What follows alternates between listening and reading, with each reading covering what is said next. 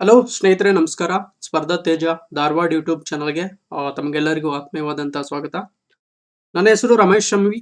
ನಾವೀಗಾಗಲೇ ಈ ಒಂದು ಸ್ಪರ್ಧಾ ತೇಜ ಪ್ಲಾಟ್ಫಾರ್ಮ್ ಅಲ್ಲಿ ಅರ್ಥಶಾಸ್ತ್ರದ ಕುರಿತಾಗಿ ಒಂದು ಲೈವ್ ಕ್ಲಾಸ್ ಅನ್ನ ಮಾಡಿದ್ವಿ.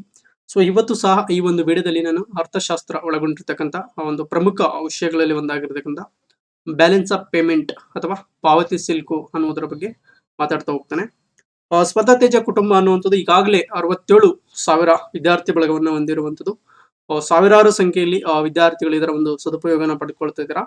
ಯಾರು ದೂರದ ಒಂದು ಊರುಗಳಲ್ಲಿ ಕುಳಿತು ಒಂದು ಎಕ್ಸಾಮ್ ಪಾಯಿಂಟ್ ಆಫ್ ವ್ಯೂ ಅಲ್ಲಿ ಏನ್ ಪ್ರಿಪರೇಷನ್ ಮಾಡ್ತಿದ್ರಲ್ಲ ಅಂತ ವಿದ್ಯಾರ್ಥಿಗಳಿಗೆ ಈ ಸ್ಪರ್ಧಾ ತೇಜ ಕುಟುಂಬ ಅನ್ನುವಂಥದ್ದು ಯಾವಾಗ್ಲೂ ಅನುಕೂಲಕಾರಿಯಾಗಿರುತ್ತೆ ಅಂತ ಹೇಳ್ತಾ, ಯಾರು ಈ ಒಂದು ಚಾನಲ್ಗೆ ಹೊಸದಾಗಿ ವಿಸಿಟ್ ಕೊಡ್ತಾ ಇದ್ದೀರಾ, ಈ ಒಂದು ಚಾನಲ್ ಅನ್ನ ಸಬ್ಸ್ಕ್ರೈಬ್ ಆಗಿ ಇತರ ನಿಮ್ಮ ಒಂದು ಸ್ನೇಹಿತರ ಜೊತೆ ಇದರ ಕುರಿತಾಗಿ ಒಂದು ಲಿಂಕ್ ಅನ್ನ ಶೇರ್ ಮಾಡ್ತಾ ಹೋಗಿ ಅಂತ ಹೇಳ್ತಾ, ಇವತ್ತಿನ ಒಂದು ತರಗತಿಯನ್ನ ನಾನು ಸ್ಟಾರ್ಟ್ ಮಾಡ್ತಾ ಹೋಗ್ತೇನೆ. ನೋಡಿ, ಪಾವತಿ ಸಿಲ್ಕು ಅಥವಾ ಇದನ್ನ ಇಂಗ್ಲಿಷ್ ಅಲ್ಲಿ ಬ್ಯಾಲೆನ್ಸ್ ಆಫ್ ಪೇಮೆಂಟ್ಸ್ ಅಂತ ಹೇಳಿ ಕರಿತೀವಿ. ಇದು ಇತ್ತೀಚೆಗೆ ಪ್ರಚಲಿತ ಘಟನೆಯಾಗಿರೋದ್ರಿಂದ ನಾನು ಇವತ್ತು ಇದ್ರ ಬಗ್ಗೆ ಮಾತಾಡ್ತಾ ಹೋಗ್ತೇನೆ. ಬ್ಯಾಲೆನ್ಸ್ ಆಫ್ ಪೇಮೆಂಟ್ ಅಂದ್ರೆ ಇಷ್ಟೇ, ಯಾವುದೇ ಒಂದು ರಾಷ್ಟ್ರ ಪ್ರಪಂಚದ ಇತರ ರಾಷ್ಟ್ರಗಳೊಂದಿಗೆ ಒಂದು ನಿರ್ದಿಷ್ಟ ಆರ್ಥಿಕ ವರ್ಷದಲ್ಲಿ ಮಾಡತಕ್ಕಂತ ಆರ್ಥಿಕ ವ್ಯವಹಾರಗಳ ಒಂದು ಸಮಗ್ರವಾಗಿರ್ತಕ್ಕಂಥ ಒಂದು ಮಾಹಿತಿಯನ್ನ ಹೊಂದಿರತಕ್ಕಂಥ ಒಂದು ಪಟ್ಟಿ. ಸೊ ಅದನ್ನ ನಾವು ಪಾವತಿ ಸಿಲ್ಕ್ ಅಂತ ಹೇಳಿ ಕರಿತೀವಿ. ಫಾರ್ ಎಕ್ಸಾಂಪಲ್, ಯಾವುದೇ ಒಂದು ರಾಷ್ಟ್ರವನ್ನ ತಗೊಳ್ಳಿ, ಇಲ್ಲಿ ಅಭಿವೃದ್ಧಿ ಹೊಂದಿರತಕ್ಕಂಥ ರಾಷ್ಟ್ರ ಆಗಿರ್ಬೋದು, ಅಭಿವೃದ್ಧಿ ಹೊಂದುತ್ತಿರ್ತಕ್ಕಂಥ ರಾಷ್ಟ್ರ ಆಗಿರ್ಬೋದು, ಒಂದಲ್ಲ ಒಂದು ವಿಚಾರಕ್ಕಾಗಿ ಇತರ ರಾಷ್ಟ್ರಗಳ ಮೇಲೆ ಒಂದು ಅವಲಂಬನೆಯನ್ನ ಹೊಂದಿರುವಂತದ್ದು ನಾವು ನೋಡ್ತಾ ಇದೀವಿ. ಸೊ ಇಲ್ಲಿ we are all living in connected world. So ಹಾಗಾಗಿ ನಾವು ನಮ್ಮ ಬಳಿ ಏನು ವಿರಳವಾಗಿ ಲಭ್ಯವಿರುತ್ತೆ ಆ ಒಂದು ಸರಕು ಮತ್ತು ಸೇವೆಗಳನ್ನ ನಾವು ಬೇರೆ ರಾಷ್ಟ್ರಗಳಿಗೆ ರಫ್ತು ಮಾಡ್ತಾ ಇದೀವಿ ಅಥವಾ ಎಕ್ಸ್ಪೋರ್ಟ್ ಮಾಡ್ತಾ ಇದೀವಿ. ಅದೇ ರೀತಿಯಾಗಿ ನಮಗೆ ಅವಶ್ಯಕತೆ ಇರ್ತಕ್ಕಂಥ ಅಥವಾ ನಮ್ಮ ಒಂದು ರಾಷ್ಟ್ರದಲ್ಲಿ ತುಂಬಾ ಕಡಿಮೆ ಪ್ರಮಾಣದಲ್ಲಿ ಲಭ್ಯವಿರ್ತಕ್ಕಂಥ ಒಂದು ಸಂಪನ್ಮೂಲಗಳೇನಿದೆ, ಒಂದು ಸರಕು ಮತ್ತು ಸೇವೆಗಳೇನಿದೆ, ಅವುಗಳನ್ನ ನಾವು ಪ್ರಪಂಚದ ಇತರ ಒಂದು ರಾಷ್ಟ್ರಗಳಿಂದ ನಾವು ಆಮದು ಮಾಡ್ಕೊಳ್ತಾ ಹೋಗ್ತೀವಿ. ಇದನ್ನ ನಾವು ಆ ಒಂದು ರಫ್ತು ಮತ್ತು ಆಮದು ಮಾಡಿಕೊಳ್ಬೇಕಾದ್ರೆ ಆ ಒಂದು ವಿನಿಮಯ ಒಂದು ಮೌಲ್ಯ ಏನಿರುತ್ತೆ, ಆಮದು ಮತ್ತು ರಫ್ತುಗಳ ಒಂದು ವಿನಿಮಯ ಮೌಲ್ಯ ಏನಿರುತ್ತೆ, ಅದರ ಒಂದು ದತ್ತಾಂಶಗಳನ್ನು ನಾವು ಇಲ್ಲಿ ಒಂದು ಪಾವತಿ ಸಿಲ್ಕ್ ಅಥವಾ ಬ್ಯಾಲೆನ್ಸ್ ಆಫ್ ಪೇಮೆಂಟ್ ಅಲ್ಲಿ ನಮೂದನೆ ಮಾಡ್ತಾ ಹೋಗ್ತೀವಿ. ಇಲ್ಲಿ ಬ್ಯಾಲೆನ್ಸ್ ಆಫ್ ಪೇಮೆಂಟ್ ಅಂತ ಬಂದಾಗ ಇಲ್ಲಿ ಮುಖ್ಯವಾಗಿ ಸ್ಟೇಕ್ ಹೋಲ್ಡರ್ಸ್ ಅಂತ ನಾವು ನೋಡ್ತಾ ಹೋಗ್ತೀವಿ. ಒಂದು ಅಥವಾ ಪಾಲುದಾರರು ಅಂತೇಳಿ ಕರಿತೀವಿ. ಒಂದು ಇಲ್ಲಿ ಭಾರತ ಸರ್ಕಾರ ಆಗಿರ್ಬೋದು, ಭಾರತ ಸರ್ಕಾರ ಮತ್ತು ಭಾರತದ ನಿವಾಸಿಗಳು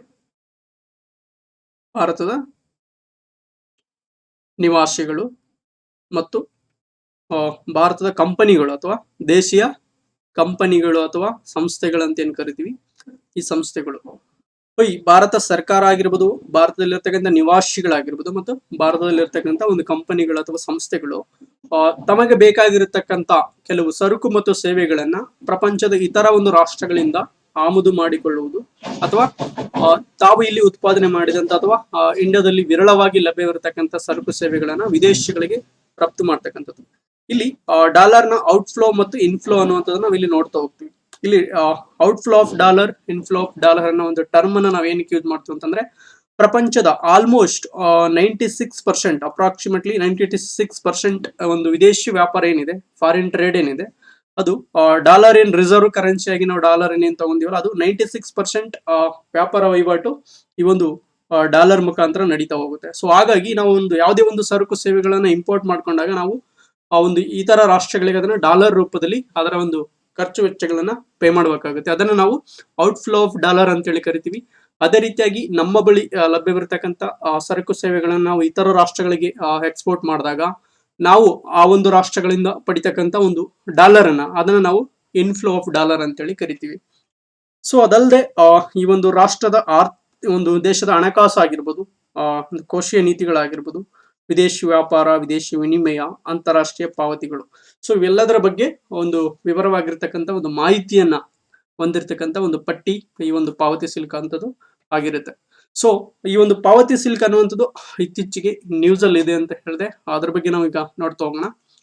ನೋಡಿ, for the first time in the history India achieves an ambitious target of 400 billion in exports 9 days ahead of the schedule ಅಂತೇಳಿ. ನೋಡಿ, ಇಲ್ಲಿ ಇತ್ತೀಚೆಗೆ ಭಾರತದ ಪ್ರಧಾನಿಗಳಾಗಿರ್ತಕ್ಕಂಥ ನರೇಂದ್ರ ಮೋದಿ ಅವರು ಅವರ ಒಂದು ಸ್ವಂತ ಒಂದು ಟ್ವಿಟರ್ ಖಾತೆ ಏನಿದೆ, ಆ ಒಂದು ಖಾತೆಯಲ್ಲಿ ಈ ಒಂದು ಎಕ್ಸ್ಪೋರ್ಟ್ ವಿಚಾರವಾಗಿ ಕೆಲವು ದತ್ತಾಂಶಗಳನ್ನ ಶೇರ್ ಮಾಡಿಕೊಂಡಿರುವುದನ್ನ ನಾವು ನೋಡ್ತಾ ಬಂದಿದ್ವಿ. ಸೊ ಇಲ್ಲಿ ಭಾರತ ಸರ್ಕಾರ ಅನ್ನುವಂಥದ್ದು ಈ ಹಿಂದೆ ಆರ್ಥಿಕ ವರ್ಷದಲ್ಲಿ ಒಂದು ರಫ್ತುಗಳಿಗೆ ಸಂಬಂಧಪಟ್ಟ ಹಾಗೆ ಒಂದು ಕಾಲಮಾನವನ್ನು ನಿಗದಿಪಡಿಸಿಕೊಂಡಿತ್ತು, ಒಂದು ಟಾರ್ಗೆಟ್ ಅನ್ನು ಇಟ್ಕೊಂಡಿತ್ತು.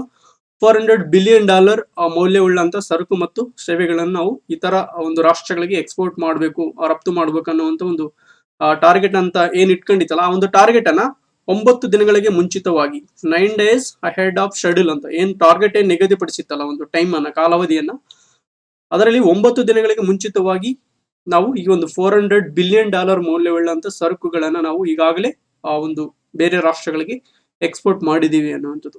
ಸೊ ಇದನ್ನ ನಾವು ಇಲ್ಲಿ ಹಿಂದಿನ ಒಂದು ಆರ್ಥಿಕ ವರ್ಷಕ್ಕೆ ಕಂಪೇರ್ ಮಾಡಿ ನೋಡ್ತಾ ಹೋದಾಗ, ಫಾರ್ ಎಕ್ಸಾಂಪಲ್ 2020-2021 ಆರ್ಥಿಕ ವರ್ಷ ಏನಿದೆ, ಅಲ್ಲಿ ನಾವು ಎಕ್ಸ್ಪೋರ್ಟ್ ಮಾಡಿರ್ತಕ್ಕಂಥ ಸರಕು ಸೇವೆಗಳ ಒಂದು ಮೌಲ್ಯ ಏನಿದೆ $292 ಬಿಲಿಯನ್ ಆಗಿದೆ. ಸೊ ಅದನ್ನ ನಾವು ಈ ಒಂದು 2021-22 ಆರ್ಥಿಕ ವರ್ಷ ಏನಿದೆ, 2021-22 ಫೈನಾನ್ಸಿಯಲ್ ಇಯರ್ ಏನಿದೆ, ಸೊ ಅದರ ಒಂದು ಎಕ್ಸ್ಪೋರ್ಟ್ ಮೌಲ್ಯಕ್ಕೆ ಕಂಪೇರ್ ಮಾಡ್ತಾ ಹೋದ್ರೆ ಇಲ್ಲಿ ನೋಡಿ, 2020-21-22 ಅಲ್ಲಿ ನಾವು $400 ಬಿಲಿಯನ್ ಮೌಲ್ಯವುಳ್ಳಂತ ಸರಕು ಸೇವೆಗಳನ್ನು ನಾವು ಎಕ್ಸ್ಪೋರ್ಟ್ ಮಾಡಿದೀವಿ. ಸೊ ಇವೆರಡರ ಮಧ್ಯೆ ನಾವು ಹೋಲಿಕೆ ನೋಡ್ತಾ ಹೋದಾಗ ಇಲ್ಲಿ 37% ಇನ್ಕ್ರೀಸ್ ಆಗಿರುವುದನ್ನ, ಅಂದ್ರೆ ಎಕ್ಸ್ಪೋರ್ಟ್ ಅಲ್ಲಿ ಭಾರತ 37% ಹೆಚ್ಚಳವನ್ನ ಕಂಡಿರುವುದನ್ನ ನಾವಿಲ್ಲಿ ನೋಡ್ತಾ ಹೋಗ್ತೀವಿ ಅನ್ನುವಂಥದ್ದು. ಸೊ ಇದನ್ನ ಈ ಒಂದು ಗುಡ್ಸ್ ಗಳ ಒಂದು ಎಕ್ಸ್ಪೋರ್ಟ್ ಅನ್ನ ನಾವಿಲ್ಲಿ ಅವರ್ ಲೆಕ್ಕದಲ್ಲಿ, ದಿನದ ಲೆಕ್ಕದಲ್ಲಿ ಮತ್ತು ತಿಂಗಳ ಲೆಕ್ಕದಲ್ಲಿ ನೋಡ್ತಾ ಹೋದಾಗ ಅದರ ಮೌಲ್ಯ ಯಾವ ರೀತಿಯಾಗಿದೆ ಅಂತ ನೋಡ್ತಾ ಹೋಗೋಣ. ಇಲ್ಲಿ ನೋಡಿ, ಫರ್ ಅವರ್ಗೆ ನಾವು $46 ಮಿಲಿಯನ್ ಮೌಲ್ಯವುಳ್ಳಂತ ಸರಕುಗಳನ್ನು ನಾವು ಎಕ್ಸ್ಪೋರ್ಟ್ ಮಾಡ್ತಾ ಹೋಗಿದೀವಿ. ಅದೇ ರೀತಿಯಾಗಿ ಇದನ್ನ ಒಂದು ದಿನಕ್ಕೆ ಕಂಪೇರ್ ಮಾಡಿ ನೋಡ್ತಾ ಹೋದಾಗ ಇಲ್ಲಿ ಫರ್ ಡೇ $1 ಬಿಲಿಯನ್ ಮೌಲ್ಯವುಳ್ಳಂತ ಗುಡ್ಸ್ ಗಳನ್ನು ನಾವು ಎಕ್ಸ್ಪೋರ್ಟ್ ಮಾಡ್ತಾ ಹೋಗಿದೀವಿ. ಅದೇ ರೀತಿಯಾಗಿ ಒಂದು ತಿಂಗಳಲ್ಲಿ ನೋಡ್ತಾ ಹೋದಾಗ ಇಲ್ಲಿ $33 ಬಿಲಿಯನ್ ಮೌಲ್ಯವುಳ್ಳಂತ ಸರಕುಗಳನ್ನು ನಾವಿಲ್ಲಿ ಇತರ ರಾಷ್ಟ್ರಗಳಿಗೆ ಎಕ್ಸ್ಪೋರ್ಟ್ ಮಾಡಿದೀವಿ ಅನ್ನುವಂಥದ್ದು. ಸೊ ಹಾಗಾದ್ರೆ ಈ ಬ್ಯಾಲೆನ್ಸ್ ಆಫ್ ಪೇಮೆಂಟ್ ಅಂದ್ರೆ ಏನು, ಬ್ಯಾಲೆನ್ಸ್ ಆಫ್ ಪೇಮೆಂಟ್ ನ ಒಂದು ರಚನೆ ಯಾವ ರೀತಿಯಾಗಿದೆ ಮತ್ತು ಬ್ಯಾಲೆನ್ಸ್ ಆಫ್ ಪೇಮೆಂಟ್ ಅಲ್ಲಿ ಬರತಕ್ಕಂಥ ಇತರ ಒಂದು ಖಾತೆಗಳು ಯಾವುವು, ಅವುಗಳ ಬಗ್ಗೆ ಇಲ್ಲಿ ವಿವರವಾಗಿ ನೋಡ್ತಾ ಹೋಗೋಣ. ಈ ಒಂದು ಸ್ಲೈಡ್ ನ ಸೂಕ್ಷ್ಮವಾಗಿ ಅಬ್ಸರ್ವ್ ಮಾಡ್ತಾ ಹೋಗಿ, ನಾನು ಇಲ್ಲಿ ಎಲ್ಲಾ ಒಂದು ಖಾತೆಗಳ ಬಗ್ಗೆ ಒಂದು ವಿವರಗಳನ್ನ ನೀಡ್ತಾ ಹೋಗಿದ್ದೀನಿ. ಇಲ್ಲಿ ನಾನು ಇವತ್ತಿನ ಒಂದು ವಿಡಿಯೋದಲ್ಲಿ ಚಾಲ್ತಿ ಖಾತೆ ಮತ್ತು ಬಂಡವಾಳ ಖಾತೆ ಅನ್ನುವಂತ 2 ಖಾತೆಗಳ ಕುರಿತಾಗಿ ನಾನು ಡಿಸ್ಕಸ್ ಮಾಡ್ತಾ ಹೋಗ್ತೇನೆ. ಯಾಕಂದ್ರೆ ಪರೀಕ್ಷಾ ದೃಷ್ಟಿಯಿಂದ ಬ್ಯಾಲೆನ್ಸ್ ಆಫ್ ಪೇಮೆಂಟ್ ಅಂತ ಬಂದಾಗ ಇಲ್ಲಿ ಬಂಡವಾಳ ಖಾತೆ ಮತ್ತು ಚಾಲ್ತಿ ಖಾತೆ ಇವೆರಡರ ಬಗ್ಗೆ ತುಂಬಾ ಕ್ವಶನ್ಸ್ ಗಳು ರೈಸ್ ಆಗ್ತಾ ಇರುತ್ತೆ. ಇನ್ನುಳಿದ ಈ 2 ಖಾತೆಗಳನ್ನು ನಾವು ಮುಂದಿನ ಒಂದು ತರಗತಿಗಳಲ್ಲಿ ಡಿಸ್ಕಸ್ ಮಾಡ್ತಾ ಹೋಗೋಣ. ಸೊ ಇವತ್ತು ಚಾಲ್ತಿ ಖಾತೆ ಅಂದ್ರೇನು ಮತ್ತು ಬಂಡವಾಳ ಖಾತೆ ಅಂದ್ರೇನು, ಅವುಗಳ ಮಧ್ಯೆ ಇರತಕ್ಕಂಥ ವ್ಯತ್ಯಾಸಗಳೇನು, ಸೊ ಅವುಗಳ ಬಗ್ಗೆ ವಿವರವಾಗಿ ನೋಡ್ತಾ ಹೋಗೋಣ. ನೋಡಿ, ಮೊದಲನೇದಾಗಿ ಚಾಲ್ತಿ ಖಾತೆ ಇದನ್ನ ಕರೆಂಟ್ ಅಕೌಂಟ್ ಅಂತ ಹೇಳಿ ಕರಿತೀವಿ. ಚಾಲ್ತಿ ಖಾತೆಯಲ್ಲಿ ಈ ತರ 3 ಖಾತೆಗಳು ಬರುತ್ತೆ. ಒಂದು ವ್ಯಾಪಾರ ಖಾತೆ ಅನ್ನುವಂಥದ್ದು, ಇನ್ನೊಂದು ಸೇವೆಗಳ ಖಾತೆ ಅನ್ನುವಂಥದ್ದು, ಇನ್ನೊಂದು ವರ್ಗಾವಣಾ ಪಾವತಿಗಳು. ಸೊ ಇಲ್ಲಿ ವ್ಯಾಪಾರ ಖಾತೆ ಅಂತ ಬಂದಾಗ ಇಲ್ಲಿ ಓನ್ಲಿ ವಿಸಿಬಲ್ ಗುಡ್ಸ್ ಅಥವಾ ಸರಕುಗಳ ರಫ್ತು ಮೌಲ್ಯ ಮತ್ತು ಸರಕುಗಳ ಆಮದು ಮೌಲ್ಯ ಏನಿದೆ ಅವುಗಳ ಒಂದು ಮಾಹಿತಿಯನ್ನ ಹೊಂದಿರತಕ್ಕಂತ ಒಂದು ಖಾತೆ, ಅದನ್ನ ನಾವು ವ್ಯಾಪಾರ ಖಾತೆ ಅಂತ ಹೇಳಿ ಕರಿತೀವಿ. ಇಲ್ಲಿ ಓನ್ಲಿ ವಿಸಿಬಲ್ ಗುಡ್ಸ್ ಅಂದ್ರೆ ಕಣ್ಣಿಗೆ ಗೋಚರವಾಗ್ತಕ್ಕಂತ ಸರಕುಗಳ ರಫ್ತು ಮತ್ತು ಕಣ್ಣಿಗೆ ಗೋಚರವಾಗ್ತಕ್ಕಂಥ ಸರಕುಗಳ ಮತ್ತು ಆಮದು, ಅವುಗಳ ಒಂದು ಮೌಲ್ಯ ಏನಿರುತ್ತೆ ಆ ಒಂದು ದತ್ತಾಂಶಗಳನ್ನ ಒಳಗೊಂಡಿರ್ತಕ್ಕಂಥ ಒಂದು ಖಾತೆಗೆ ನಾವು ವ್ಯಾಪಾರ ಖಾತೆ ಅಂತ ಹೇಳಿ ಕರಿತೀವಿ. ವ್ಯಾಪಾರ ಖಾತೆಗೆ ನಾವು ಇನ್ನೆರಡು ಹೆಸರುಗಳಿಂದ ಕರಿತಾ ಹೋಗ್ತೀವಿ, ಅದನ್ನು ನೆನಪಲ್ಲಿ ಇಟ್ಕೊಳ್ಳಿ. ಎಕ್ಸಾಮ್ ಅಲ್ಲಿ ಕ್ವಶನ್ಸ್ ನ ಒಂದು ಕಂಫ್ಯೂಸ್ ಮಾಡುವಂತ ದೃಷ್ಟಿಯಿಂದಾಗಿ ಈ ವ್ಯಾಪಾರ ಖಾತೆಗೆ ಬದಲಾಗಿ ಈ ಒಂದೆರಡು ಪದಗಳನ್ನ ಬಳಸುವಂತ ಸಾಧ್ಯತೆಗಳಿರುತ್ತೆ. ಫಾರ್ ಎಕ್ಸಾಂಪಲ್, ವ್ಯಾಪಾರ ಖಾತೆನ ನಾವು ಗೋಚರ ಸರಕುಗಳ ಸಮತೋಲನ ಅಂತ ಕರಿತೀವಿ, ಇನ್ನೊಂದು ವ್ಯಾಪಾರದ ಸಮತೋಲನ ಅಂತ ಹೇಳಿ ಕರಿತೀವಿ. ಸೊ ಇದಕ್ಕೆ ನಾವು ಇದನ್ನ ನಾವು ಇಲ್ಲಿ ಸ್ವಲ್ಪ ನೋಡ್ಕೋಬೇಕಾಗುತ್ತೆ. ನೋಡಿ, ಇಲ್ಲಿ ವ್ಯಾಪಾರ ಖಾತೆ ಮತ್ತು ಚಾಲ್ತಿ ಖಾತೆ ಇವೆರಡರ ಮಧ್ಯೆ ಇರತಕ್ಕಂತ ಒಂದು ವ್ಯತ್ಯಾಸವನ್ನ ನಾವು ಇಲ್ಲಿ ನೋಡ್ತಾ ಹೋಗೋಣ. ವ್ಯಾಪಾರ ಖಾತೆ ಮತ್ತು ಚಾಲ್ತಿ ಖಾತೆಗಳ ಮಧ್ಯೆ ವ್ಯತ್ಯಾಸ ಈ ರೀತಿಯಾಗಿದೆ ನೋಡಿ. Differences between balance of trade and balance in current account. ಇಲ್ಲಿ ವ್ಯಾಪಾರ ಖಾತೆ ಮತ್ತು ಚಾಲ್ತಿ ಖಾತೆಗಳ ಮಧ್ಯೆ ಇರತಕ್ಕಂತ ಒಂದು ವ್ಯತ್ಯಾಸವನ್ನ ನಾವಿಲ್ಲಿ ನೋಡ್ತಾ ಹೋದಾಗ ಮುಖ್ಯವಾಗಿ ಎರಡು ವ್ಯತ್ಯಾಸಗಳನ್ನ ನಾವಿಲ್ಲಿ ನೋಡ್ತಾ ಹೋಗ್ತೀವಿ. ಒಂದು, ವ್ಯಾಪಾರ ಖಾತೆ ಅಥವಾ ಬ್ಯಾಲೆನ್ಸ್ ಆಫ್ ಟ್ರೇಡ್ ಅನ್ನುವಂಥದ್ದು ಇದು ಬರೀ ಕಣ್ಣಿಗೆ ಕಾಣಿಸ್ತಕ್ಕಂಥ ಸರಕುಗಳ ಒಂದು ದತ್ತಾಂಶಗಳನ್ನು ಹೊಂದಿರುತ್ತೆ, ಅವುಗಳ ಒಂದು ಎಕ್ಸ್ಪೋರ್ಟ್ ಮತ್ತು ಇಂಪೋರ್ಟ್ ಗಳ ಕುರಿತಾದ ಮಾಹಿತಿಯನ್ನು ಹೊಂದಿರುತ್ತೆ. ನೋಡಿ, ಇಲ್ಲಿ balance of trade includes only visible items are merchandise goods ಏನಿದೆ ಅವುಗಳ ಒಂದು ಮಾಹಿತಿಯನ್ನು ಹೊಂದಿರುತ್ತೆ. ಮತ್ತೆ ಇದು ನ್ಯಾರೋ ಕಾನ್ಸೆಪ್ಟ್ ಅನ್ನು ಹೊಂದಿರುವಂತದ್ದು. ಬ್ಯಾಲೆನ್ಸ್ ಆಫ್ ಟ್ರೇಡ್ ಅನ್ನುವಂಥದ್ದು ಬ್ಯಾಲೆನ್ಸ್ ಇನ್ ಕರೆಂಟ್ ಅಕೌಂಟ್ ಅಥವಾ ಚಾಲ್ತಿ ಖಾತೆಗೆ ಕಂಪೇರ್ ಮಾಡಿದ್ರೆ ಇದು ತುಂಬಾ ಒಂದು ನ್ಯಾರೋ ಕಾನ್ಸೆಪ್ಟ್ ಅನ್ನು ಹೊಂದಿರುವಂತದ್ದು. ಇಲ್ಲಿ ಬ್ಯಾಲೆನ್ಸ್ ಇನ್ ಕರೆಂಟ್ ಅಕೌಂಟ್ ಅಥವಾ ಚಾಲ್ತಿ ಖಾತೆ ಅಂತ ನಾವು ನೋಡ್ತಾ ಹೋದಾಗ ಇಲ್ಲಿ ವಿಸಿಬಲ್ ಮತ್ತು ಇನ್ವಿಸಿಬಲ್ಸ್ ಅಥವಾ ಕಣ್ಣಿಗೆ ಗೋಚರಿಸುವ ಮತ್ತು ಅಗೋಚರ ಸರಕು ಮತ್ತು ಸೇವೆಗಳ ಒಂದು ಮಾಹಿತಿಯನ್ನ ಅಥವಾ ಅವುಗಳ ರಫ್ತು ಮತ್ತು ಆಮದು ಮೌಲ್ಯಗಳ ಒಂದು ದತ್ತಾಂಶಗಳನ್ನ ನಾವಿಲ್ಲಿ ಕರೆಂಟ್ ಅಕೌಂಟ್ ಅಥವಾ ಚಾಲ್ತಿ ಖಾತೆಯಲ್ಲಿ ಮೆನ್ಷನ್ ಮಾಡ್ತಾ ಹೋಗ್ತೀವಿ. ಅದೇ ರೀತಿಯಾಗಿ ಚಾಲ್ತಿ ಖಾತೆ ಒಂದು ಬ್ರಾಡರ್ ಕಾನ್ಸೆಪ್ಟ್ ಅನ್ನು ಹೊಂದಿರುವಂತದ್ದು. ಯಾವುದು ಕರೆಂಟ್ ಅಕೌಂಟ್ ಬ್ರಾಡರ್ ಕಾನ್ಸೆಪ್ಟ್ ಅನ್ನು ಹೊಂದಿರುವಂತದ್ದು. ಈ ಬ್ಯಾಲೆನ್ಸ್ ಆಫ್ ಟ್ರೇಡ್ ಅನ್ನುವಂಥದ್ದು ಈ ಒಂದು ಚಾಲ್ತಿ ಖಾತೆಯ ಒಂದು ಭಾಗವಾಗಿರುತ್ತೆ ಅಷ್ಟೇ. It is a broader concept and balance of trade is a part of it ಅಂತೇಳಿ ಹೇಳ್ತಾ ಹೋಗ್ತೀವಿ. ಸೊ ಇದು ಬ್ಯಾಲೆನ್ಸ್ ಆಫ್ ಟ್ರೇಡ್ ಮತ್ತು ಬ್ಯಾಲೆನ್ಸ್ ಇನ್ ಕರೆಂಟ್ ಅಕೌಂಟ್ ಇವೆರಡರ ಮಧ್ಯೆ ಇರತಕ್ಕಂತ ಒಂದು ವ್ಯತ್ಯಾಸ. ಸೊ ಅದಾದ ನಂತರ ಚಾಲ್ತಿ ಖಾತೆಯಲ್ಲಿ ಬರ್ತಕ್ಕಂಥ ಇತರ ಖಾತೆಗಳಲ್ಲಿ ಎರಡನೇ ಖಾತೆ ಆಗಿರ್ತಕ್ಕಂಥ ಸೇವೆಗಳ ಖಾತೆ ಬಗ್ಗೆ ಇಲ್ಲಿ ನಾವು ನೋಡ್ತಾ ಹೋಗೋಣ. ಸೇವೆಗಳ ಖಾತೆ ಅಂತ ಬಂದಾಗ ಒಂದು ರಾಷ್ಟ್ರ ಇತರ ರಾಷ್ಟ್ರಗಳಿಗೆ ನೀಡುವಂತ ಸೇವೆಗಳು ಮತ್ತು ನಾವು ಇತರ ರಾಷ್ಟ್ರಗಳಿಂದ ಪಡೆದುಕೊಳ್ತಕ್ಕಂಥ ಸೇವೆಗಳಿಗೆ ಪ್ರತಿಯಾಗಿ ಏನು ಒಂದು ಡಾಲರ್ ಅನ್ನ ಪೇ ಮಾಡ್ತಾ ಹೋಗ್ತೀವಿ. ಸೊ ಅವುಗಳ ಒಂದು ಮಾಹಿತಿಗಳನ್ನ ಇಲ್ಲಿ ಈ ಒಂದು ಸೇವೆಗಳ ಖಾತೆಯಲ್ಲಿ ನಮೂದನೆ ಮಾಡ್ತಾ ಹೋಗ್ತೀವಿ ಅನ್ನೋದು ನೋಡಿ. ಇಲ್ಲಿ ಸಾರಿಗೆ ಸಂಪರ್ಕ ಆಗಿರ್ಬೋದು, ವಿಮಾ ಸಂವಹನ ಆಗಿರ್ಬೋದು, ಕಟ್ಟಡ ಮತ್ತು ವಾಣಿಜ್ಯ ಸೇವೆಗಳು, ನಿರ್ವಹಣಾ ಸೇವೆಗಳು, ಪ್ರವಾಸೋದ್ಯಮ, ಆರೋಗ್ಯ, ಶಿಕ್ಷಣ ಇವೆಲ್ಲವೂ ಸೇವೆಗಳ ಒಂದು ಖಾತೆಯಲ್ಲಿ ಬರ್ತಕ್ಕಂಥ ಒಂದು ಅಂಶಗಳು. ನೋಡಿ ಇಲ್ಲಿ ಫಾರ್ ಎಕ್ಸಾಂಪಲ್ ಸಾವಿರಾರು ಸಂಖ್ಯೆಯಲ್ಲಿ ಅಮೆರಿಕನ್ ಟೂರಿಸ್ಟ್ ಭಾರತಕ್ಕೆ ವಿಸಿಟ್ ಕೊಡ್ತಾ ಇದಾರೆ ಅಂತ ಅನ್ಕೊಳ್ಳಿ. ಅಮೆರಿಕನ್ ಟೂರಿಸ್ಟ್ ಸಾವಿರಾರು ಸಂಖ್ಯೆಯಲ್ಲಿ ಭಾರತಕ್ಕೆ ವಿಸಿಟ್ ಕೊಡ್ತಾ ಇದಾರೆ.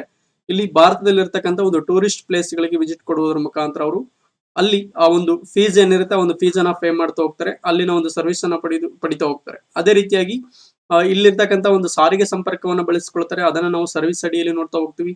ಮತ್ತು ರೆಸ್ಟೋರೆಂಟ್ ಅನ್ನ ಬಳಸ್ಕೊಳ್ತಾ ಹೋಗ್ತಾರೆ, ಅದನ್ನ ನಾವು ಸರ್ವಿಸ್ ಅಡಿಯಲ್ಲಿ ನೋಡ್ತಾ ಹೋಗ್ತೀವಿ. ಅದೇ ರೀತಿಯಾಗಿ ಇಂಡಿಯಾಗೆ ಬಂದಿರತಕ್ಕಂಥ ಟೂರಿಸ್ಟ್ ಗಳು ಏನ್ ಮಾಡ್ತಾರೆ, ಸಾವಿರಾರು ಸಂಖ್ಯೆಯ ಟೂರಿಸ್ಟ್ ಗಳು ಏನ್ ಮಾಡ್ತಾರೆ, ಅವರ ಇನ್ನೊಂದು ಮೇಜರ್ ಪರ್ಪೋಸ್ ಏನಿರುತ್ತೆ, ಇಂಡಿಯಾದಲ್ಲಿ ಒಂದು ಚೀಪ್ ರೇಟ್ ಅಲ್ಲಿ ಒಂದು ಒಳ್ಳೆಯ ಮೌಲ್ಯಯುತವಾಗಿರ್ತಕ್ಕಂಥ ಒಂದು ಆರೋಗ್ಯ ಸೇವೆಗಳು ಲಭ್ಯವಿದೆ ಇಂಡಿಯಾದಲ್ಲಿ. ಸೊ ಹಾಗಾಗಿ ಬಂದಿರತಕ್ಕಂಥ ಟೂರಿಸ್ಟ್ ಗಳು ಏನ್ ಮಾಡ್ತಾರೆ, ಇಲ್ಲಿರ್ತಕ್ಕಂಥ ಆರೋಗ್ಯ ಸೇವೆಗಳನ್ನ ಬಳಸ್ಕೊಳ್ತಾ ಹೋಗ್ತಾರೆ. ಒಳ್ಳೆ ರೀತಿಯಾದಂತಹ ಟ್ರೀಟ್ಮೆಂಟ್ ಅನ್ನ ಕಡಿಮೆ ಬೆಲೆಗೆ ಪಡ್ಕೊಳ್ತಾ ಹೋಗ್ತಾರೆ. ಅವ್ರು ಪಡೆದುಕೊಂಡಂತ ಆರೋಗ್ಯ ಸೇವೆಗಳಿಗೆ ಪ್ರತಿಯಾಗಿ ಇಲ್ಲಿ ಹಣವನ್ನ ಪೇ ಮಾಡ್ತಾ ಹೋಗ್ತಾರೆ. ಸೊ ಅದೇ ರೀತಿಯಾಗಿ ಯಾರೋ ಫಾರಿನ್ ಸ್ಟೂಡೆಂಟ್ಸ್ ಬಂದು ಇಲ್ಲಿ ವಿದ್ಯಾಭ್ಯಾಸವನ್ನು ಮಾಡ್ತಾ ಇದಾರೆ ಅಂತ ಅನ್ಕೊಳ್ಳಿ, ಶಿಕ್ಷಣವನ್ನು ಪಡೆದುಕೊಳ್ತಾ ಇದಾರೆ ಅಂತ ಅನ್ಕೊಳ್ಳಿ. ಶಿಕ್ಷಣ ಅನ್ನುವಂಥದ್ದು ಸಹ ಒಂದು ಸೇವೆಯಾಗಿರುವುದರಿಂದ ಭಾರತದಲ್ಲಿರ್ತಕ್ಕಂಥ ಶಿಕ್ಷಣ ಸಂಸ್ಥೆಗಳು ನೀಡತಕ್ಕಂಥ ಆ ಒಂದು ಸೇವೆಗೆ ಆ ಒಂದು ವಿದೇಶಿಯ ವಿದ್ಯಾರ್ಥಿಗಳು ಏನ್ ಮಾಡ್ತಾರೆ, ಇಲ್ಲಿ ಹಣವನ್ನ ಪೇ ಮಾಡ್ತಾ ಹೋಗ್ತಾರೆ. ಸೊ ಇದನ್ನು ಸಹ ನಾವಿಲ್ಲಿ ಸೇವೆಗಳ ಖಾತೆಯಲ್ಲಿ ನಮೂದನೆ ಮಾಡ್ತಾ ಹೋಗ್ತೀವಿ. ಸೊ ಅದೇ ರೀತಿಯಾಗಿ ಇದನ್ನ ಆಪೋಸಿಟ್ ಡೈರೆಕ್ಷನ್ ಅಲ್ಲಿ ನೋಡ್ತಾ ಹೋಗಿ, ಅದೇ ರೀತಿಯಾಗಿ ಭಾರತೀಯ ಒಂದು ಸಾವಿರಾರು ಸಂಖ್ಯೆಯ ಒಂದು ಪ್ರವಾಸಿಗರು ಏನ್ ಮಾಡ್ತಾರೆ, ಅಮೆರಿಕಕ್ಕೆ ವಿಸಿಟ್ ಕೊಡ್ತಾರೆ ಅಥವಾ ಇತರ ಬೇರೆ ಯಾವುದೋ ಒಂದು ರಾಷ್ಟ್ರಕ್ಕೆ ವಿಸಿಟ್ ಕೊಡ್ತಾರೆ.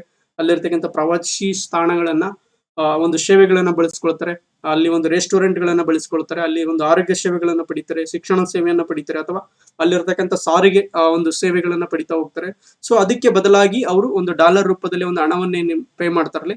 ಸೊ ಅದನ್ನು ಸಹ ನಾವು ಏನ್ ಮಾಡ್ತೀವಿ, ಇಲ್ಲಿ ಆ ಒಂದು ಸೇವೆಗಳ ಖಾತೆಯಲ್ಲಿ ಒಂದು ನಮೂದನೆ ಮಾಡ್ತಾ ಹೋಗ್ತೀವಿ.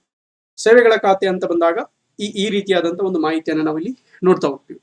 ಸೊ ಇದು ಹಾಗಾದ್ರೆ ನೆಕ್ಸ್ಟ್ ಬರುವಂತದ್ದು ವರ್ಗಾವಣಾ ಪಾವತಿಗಳು. ನೋಡಿ, ವರ್ಗಾವಣಾ ಪಾವತಿಗಳಂತ ಬಂದಾಗ ಇಲ್ಲಿ ಕಲ್ಯಾಣ ಕಾರ್ಯಕ್ರಮಗಳಿಗಾಗಿ ನೀಡಿದಂತ ಹಣಕಾಸು ಆಗಿರ್ಬೋದು, ಅನುದಾನ ಆಗಿರ್ಬೋದು, ಸಹಾಯಧನ ಆಗಿರ್ಬೋದು, ಸಾಮಾಜಿಕ ಭದ್ರತೆ ಮತ್ತು ಉಡುಗೊರೆ ಮತ್ತು ಹಣದ ಒಂದು ರವಾನೆ. ಸೊ ಇಲ್ಲಿ ಇದೊಂದು ಹ್ಯುಮ್ಯಾನಿಟೇರಿಯನ್ ಅಸಿಸ್ಟೆನ್ಸ್ ಅಂತ ಹೇಳಿ ಕರಿತೀವಿ, ಇಂಗ್ಲಿಷ್ ಒಂದು ಟರ್ಮ್ ಅನ್ನ. ಇದು ಮಾನವೀಯ ದೃಷ್ಟಿಯಿಂದ ಒಂದು ರಾಷ್ಟ್ರ ಇತರ ರಾಷ್ಟ್ರಗಳಿಗೆ ಮಾಡ್ತಕ್ಕಂಥ ಒಂದು ಹಣಕಾಸಿನ ನೆರವಾಗಿರುತ್ತೆ. ಫಾರ್ ಎಕ್ಸಾಂಪಲ್ ಇಂಡಿಯಾ ಅನ್ನುವಂಥದ್ದು ಇತ್ತೀಚೆಗೆ ಒಂದು ಶ್ರೀಲಂಕಾ ಅಂತ ತಗೊಂಡಾಗ, ಶ್ರೀಲಂಕಾ ಇತ್ತೀಚೆಗೆ ಒಂದು ಆರ್ಥಿಕವಾಗಿ ತುಂಬಾ ಒಂದು ದುಸ್ಥಿತಿಗೆ ಈಡಾಗಿರ್ತಕ್ಕಂಥ ಒಂದು ರಾಷ್ಟ್ರವಾಗಿದ್ದು, ಅಲ್ಲಿರ್ತಕ್ಕಂಥ ಒಂದು ಪ್ರಜೆಗಳಿಗೆ ತಮ್ಮ ಒಂದು ದಿನನಿತ್ಯದ ಮೂಲ ಸೌಕರ್ಯಗಳನ್ನು ಪಡೆದುಕೊಳ್ತಕ್ಕಂಥ ಆಗದೇ ಇರತಕ್ಕಂಥ ಒಂದು ಸ್ಥಿತಿಗೆ ಶ್ರೀಲಂಕಾ ಹೋಗಿರೋದನ್ನ ನಾವು ಇಲ್ಲಿ ನೋಡ್ತಾ ಇದ್ವಿ. ಸೊ ಇಂಥ ಒಂದು ಸಂದರ್ಭದಲ್ಲಿ ಭಾರತವನ್ನು ಒಳಗೊಂಡಂತೆ ಇತರ ರಾಷ್ಟ್ರಗಳು ಆ ಒಂದು ಮಾನವೀಯತೆಯ ಒಂದು ದೃಷ್ಟಿಯಿಂದ ಅದಕ್ಕೆ ಒಂದು ಹಣಕಾಸಿನ ಒಂದು ನೆರವನ್ನ ನೀಡಕ್ಕೆ ಮುಂದಾಗಿದ್ದಾವೆ. ಈಗಾಗಲೇ ಇಂಡಿಯಾ 2.5 ಬಿಲಿಯನ್ ಡಾಲರ್ ಮೌಲ್ಯವುಳ್ಳಂತ ಒಂದು ಫೈನಾನ್ಸಿಯಲ್ ಪ್ಯಾಕೇಜ್ ಅಥವಾ ಎಕನಾಮಿಕ್ ಪ್ಯಾಕೇಜ್ ಅನ್ನ ಈ ಒಂದು ಶ್ರೀಲಂಕಾ ರಾಷ್ಟ್ರಕ್ಕೆ ನೀಡಿರುವಂತದನ್ನ ನಾವು ಈಗಾಗಲೇ ನೋಡಿದ್ದೀವಿ. ಭಾರತ ಅಲ್ಲದೆ ಇತರ ರಾಷ್ಟ್ರಗಳು ಸಹ ಒಂದು ರಾಷ್ಟ್ರಕ್ಕೆ ಒಂದು ಹಣಕಾಸಿನ ನೆರವನ್ನ ನೀಡಿರ್ತವೆ.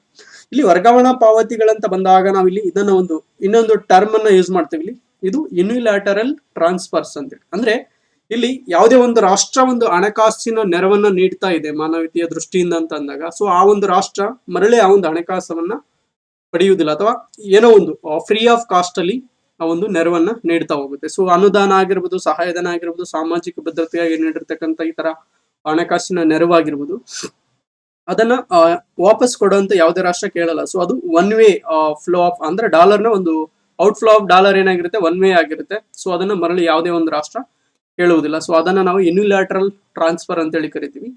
ಸೊ ಇದು ವರ್ಗಾವಣಾ ಪಾವತಿಗಳಿಗೆ ಸಂಬಂಧಪಟ್ಟಿರ್ತಕ್ಕಂಥ ಒಂದು ವಿಚಾರ. ಸೊ ಹಾಗಾದ್ರೆ ಈಗ ಬ್ಯಾಲೆನ್ಸ್ ಆಫ್ ಪೇಮೆಂಟ್ ನ ಒಂದು ರಚನೆ ಯಾವ ರೀತಿಯಾಗಿತ್ತು, ಅದರಲ್ಲಿ ಚಾಲ್ತಿ ಖಾತೆಯ ಒಂದು ವಿವರಗಳನ್ನು ನಾವು ಇಲ್ಲಿ ನೋಡ್ತಾ ಹೋದ್ವಿ. ಈ ಬ್ಯಾಲೆನ್ಸ್ ಆಫ್ ಪೇಮೆಂಟ್ ಅಲ್ಲಿ ಇನ್ನೊಂದು ಖಾತೆಯನ್ನ ನಾವು ನೋಡ್ತಾ ಹೋಗ್ತೀವಿ. ಅದು ಎಕ್ಸಾಮ್ ದೃಷ್ಟಿಯಿಂದ ಬಹುಮುಖ್ಯವಾಗಿರ್ತಕ್ಕಂಥದ್ದು ಬಂಡವಾಳ ಖಾತೆ.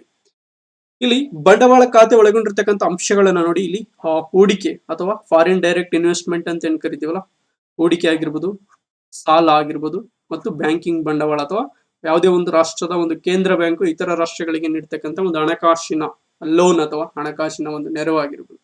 ಸೊ ಇದು ಬಂಡವಾಳ ಖಾತೆಯಲ್ಲಿ ಬರ್ತಕ್ಕಂಥದ್ದು. ಈಗ ಬಂಡವಾಳ ಖಾತೆ ಮತ್ತು ಚಾಲ್ತಿ ಖಾತೆಗಳ ಮಧ್ಯೆ ಒಂದು ಯಾವ ರೀತಿಯಾಗಿರತಕ್ಕಂಥ ಒಂದು ವ್ಯತ್ಯಾಸವಿದೆ ಅನ್ನುವಂಥದ್ದನ್ನು ನಾವು ನೋಡ್ತಾ ಹೋದಾಗ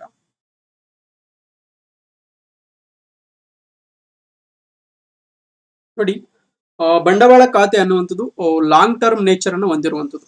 ಫಾರ್ ಎಕ್ಸಾಂಪಲ್, ಇಲ್ಲಿ ಯಾರೋ ಒಬ್ಬ ಅಮೆರಿಕನ್ ಉದ್ಯಮಿ ಇದ್ದಾನೆ. ಇವನು ಸಾವಿರಾರು ಕೋಟಿಯನ್ನ ತಂದು ಈ ಒಂದು ಇಂಡಿಯಾದಲ್ಲಿ ಒಂದು ಸಂಸ್ಥೆಯನ್ನು ಓಪನ್ ಮಾಡ್ತಾನೆ, ಒಂದು ಫ್ಯಾಕ್ಟರಿಯನ್ನು ಓಪನ್ ಮಾಡ್ತಾನೆ, ಅಥವಾ ಇಂಡಿಯಾದಲ್ಲಿ ಆಲ್ರೆಡಿ ಇರ್ತಕ್ಕಂಥ ಒಂದು ಫ್ಯಾಕ್ಟರಿಯನ್ನ ಇವನು ಪರ್ಚೇಸ್ ಮಾಡ್ತಾನೆ. ಇಲ್ಲಿ ಓನರ್ಶಿಪ್ ಚೇಂಜ್ ಆಗ್ತಾ ಹೋಗುತ್ತೆ, ಪರ್ಚೇಸ್ ಮಾಡ್ತಾನೆ ಅಂತ ಅನ್ಕೊಳ್ಳಿ. ಸೊ ಇವನು ಇನ್ವೆಸ್ಟ್ ಮಾಡಿರ್ತಕ್ಕಂಥ ಹಣವನ್ನ ವಿತಿನ್ ಸಮ್ ಡೇಸ್ ಅಲ್ಲಿ ಅಥವಾ ವಿತಿನ್ ಸ್ವಲ್ಪ ಒಂದು ಕೆಲವು ಒಂದು ತಿಂಗಳಲ್ಲಿ ಅದರ ಒಂದು ಪ್ರತಿಫಲವನ್ನ ತಾಯ್ನಾಡಿಗೆ ಒಂದು ರವಾನೆ ಮಾಡೋಕೆ ಆಗಲ್ಲ. ಯಾಕಂದ್ರೆ ಇದು ತುಂಬಾ ಒಂದು ಪ್ರೋಸೆಸ್ ಅನ್ನ ತಗೊಳುತ್ತೆ. ಪ್ರೋಸೆಸ್ ಇರುವುದರಿಂದ ಇದು ತುಂಬಾ ಒಂದು ಟೈಮ್ ಅನ್ನ ತಗೊಳ್ತಾ ಹೋಗುತ್ತೆ. ಒಂದು ಕಂಪನಿ ಇಲ್ಲಿ ಬಂದು ಸಾವಿರಾರು ಕೋಟಿಯಲ್ಲಿ ಇನ್ವೆಸ್ಟ್ ಮಾಡಿದೆ ಅಂತ ಅನ್ಕೊಳ್ಳಿ. ಆ ಒಂದು ಇನ್ವೆಸ್ಟ್ ಮಾಡಿರ್ತಕ್ಕಂಥ ಹಣದಿಂದ ಏನೋ ಒಂದು ಪ್ರೊಡಕ್ಷನ್ ಮಾಡಿ ಅದನ್ನ ಒಂದು ಮಾರ್ಕೆಟ್ಗೆ ತಂದು ಅದನ್ನ ಮಾರಾಟವಾಗಿ ಅದರಿಂದ ಬಂದಂತ ಒಂದು ಲಾಭವನ್ನ ಒಂದು ತಾಯ್ನಾಡಿಗೆ ರವಾನೆ ಮಾಡ್ತಾರೆ. ಸೊ ಇದು ಲಾಂಗ್ ಟರ್ಮ್ ನೇಚರ್ ಅನ್ನು ಹೊಂದಿರುತ್ತೆ. ಇಲ್ಲಿ ಔಟ್ಫ್ಲೋ ಆಫ್ ಡಾಲರ್ ಅನ್ನೋಂಥದ್ದು ಏನಿರುತ್ತೆ ತುಂಬಾ ದೀರ್ಘಕಾಲದ ಒಂದು ಅವಧಿಯಲ್ಲಿ ನಡೀತಾ ಇರುತ್ತೆ. ಸೊ ಅದೇ ರೀತಿಯಾಗಿ ಇಲ್ಲಿ ನೋಡಿ, ಚಾಲ್ತಿ ಖಾತೆ ಅಂತ ಬಂದಾಗ ಇಂಡಿಯನ್ ನಿವಾಸಿಗಳಿದ್ದಾರೆ, ಅವರು ಅಮೆರಿಕದಿಂದ ಸಾವಿರಾರು ಸಂಖ್ಯೆಯಲ್ಲಿ ಐಫೋನ್ಗಳನ್ನ ಪರ್ಚೇಸ್ ಮಾಡ್ತಾ ಇದ್ದಾರೆ, ಇಂಪೋರ್ಟ್ ಮಾಡ್ಕೊಳ್ತಿದ್ದಾರೆ ಅಥವಾ ಆಮದು ಮಾಡ್ಕೊಳ್ತಿದ್ದಾರೆ ಅಂತ ಅನ್ಕೊಳ್ಳಿ. ಸೊ ಅದೇ ರೀತಿಯಾಗಿ ಅದನ್ನ ಒಂದು ಡಾಲರ್ ರೂಪದಲ್ಲಿ ಅವರಿಗೆ ಹಣವನ್ನ ಪೇ ಮಾಡ್ತಾ ಹೋಗ್ತೀವಿ. ಸೊ ಇದು ದಿನನಿತ್ಯ ನಡೀತಿರ್ತಕ್ಕಂಥ ಒಂದು ಆಕ್ಟಿವಿಟೀಸ್ ಆಗಿರುತ್ತೆ, ಅಂದ್ರೆ ವಿನಿಮಯ ಒಂದು ಪದ್ಧತಿ ಆಗಿರುತ್ತೆ. ಸೊ ಇದು ತ್ವರಿತಗತಿಯಲ್ಲಿ ಆ ಒಂದು ಎಕ್ಸ್ಚೇಂಜ್ ಥಿಂಗ್ಸ್ ಗಳ ಒಂದು ಎಕ್ಸ್ಚೇಂಜ್ ಆಗ್ತಾ ಇರುತ್ತೆ. ಇಲ್ಲಿ ಆಪಲ್ ಫೋನ್ ತಗೊಳ್ತಾ ಇರ್ತೀವಿ, ಇಲ್ಲಿ ಮತ್ತೆ ಹಣವನ್ನ ಪೇ ಮಾಡ್ತಾ ಇರ್ತೀವಿ. ಸೊ ಇದು ಶಾರ್ಟ್ ಟರ್ಮ್ ನೇಚರ್ ಅನ್ನು ಹೊಂದಿರುವಂತದ್ದು, ಮತ್ತು ಇದು ಅಸ್ಥಿರತೆಯಿಂದ ಕೂಡಿರುತ್ತೆ. ಚಾಲ್ತಿ ಖಾತೆ ಅನ್ನುವಂಥದ್ದು ಅಸ್ಥಿರತೆಯಿಂದ ಕೂಡಿರುತ್ತೆ. ಕ್ಯಾಪಿಟಲ್ ಅಕೌಂಟ್ ಅನ್ನುವಂಥದ್ದು ಸ್ಥಿರತೆಯಿಂದ ಕೂಡಿರುತ್ತೆ. ಕ್ಯಾಪಿಟಲ್ ಅಕೌಂಟ್ ಅನ್ನುವಂಥದ್ದು ದೀರ್ಘಾವಧಿಯ ಒಂದು ಅವಧಿಯನ್ನು ಹೊಂದಿರುತ್ತೆ. ಕರೆಂಟ್ ಅಕೌಂಟ್ ಅನ್ನುವಂಥದ್ದು ಅಲ್ಪ ಅವಧಿಯ ಒಂದು ಅವಧಿಯನ್ನ ಹೊಂದಿರುತ್ತೆ, ಶಾರ್ಟ್ ಟರ್ಮ್ ನೇಚರ್ ಅನ್ನ ಹೊಂದಿರುತ್ತೆ. ಸೊ ಇದು balance of payment, balance in current account ಮತ್ತು ಕ್ಯಾಪಿಟಲ್ ಅಕೌಂಟ್ ಗಳ ಮಧ್ಯೆ ಇರತಕ್ಕಂತ ಒಂದು ವ್ಯತ್ಯಾಸ ಇದಾಗಿರುತ್ತೆ.